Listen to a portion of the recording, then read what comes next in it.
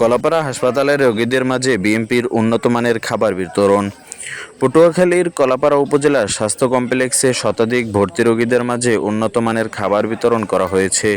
রবিবার দুপুরে কেন্দ্রীয় বিএমপির প্রশিক্ষণ বিষয়ক সম্পাদক এবিএম মোশারেফ হোসেনের পক্ষ থেকে উপজেলা বিএমপির আন্তর্জাতিক বিষয়ক সম্পাদক গাজী সাইফুল ইসলাম মিথুনের সহযোগিতায় এসব খাবার বিতরণ করে উপজেলা মহিলা দল ও শ্রমিক দল।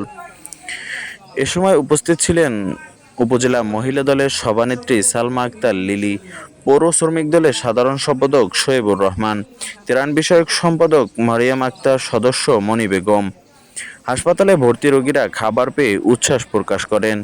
কলাপাড়া পৌর শ্রমিক দলের সাধারণ সম্পাদক শোয়েবুর রহমান বলেন, বাংলাদেশ জাতীয়তাবাদী দল বিএনপির ভারপ্রাপ্ত চেয়ারম্যান তারেক রহমানের সাম্য ও মানবতার বিএনপি গড়ার লক্ষ্যে এসব খাবার বিতরণ করা হয়েছে। এর আগে আমরা পৌর শহরের অসহায় হতদরিদ্র মানুষের মাঝে আম এবং কাঁঠাল বিতরণ করেছি।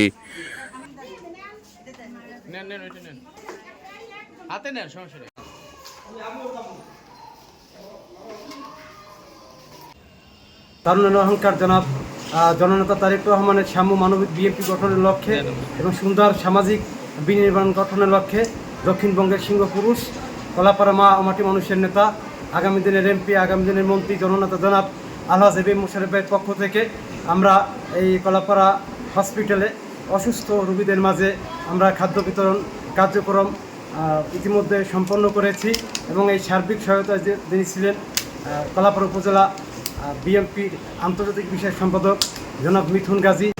আমরা কলাপাড়া হসপিটালে মোশাররফ ভাইয়ের পক্ষ থেকে, মিথুন ভাইয়ের পক্ষ থেকে আমরা কিছু খাবার বিতরণ করছি।